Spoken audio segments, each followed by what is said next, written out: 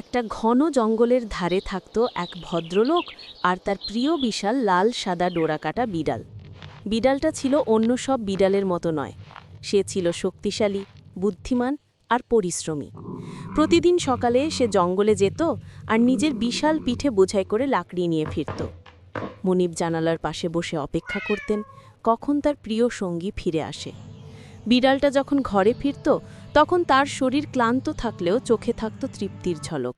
মনিব স্নেহ ভরে তার মাথায় হাত বুলিয়ে দিতেন আর ভালোবাসা ভরে তাকে ডেকে বলতেন, তুই আমার সেরা বন্ধু, তোর জন্যই আমাদের ঘর আলোকিত। এরপর তিনি রান্নাঘরে যেতেন আর যত্ন করে সুস্বাদু খাবার রান্না করতেন। গরম ভাত, মাছের ঝোল কিংবা দুধে ভিজিনো পিঠে যাই হোক না কেন, বিড়ালরা আনন্দে লাফিয়ে খেত। তার গোঁফ কাঁপত, চোখ আধো বুজে থাকত, যেন পৃথিবীর সব সুখ তার এই মুহূর্তেই জমা হয়েছে। দিন কেটে যেত এভাবেই।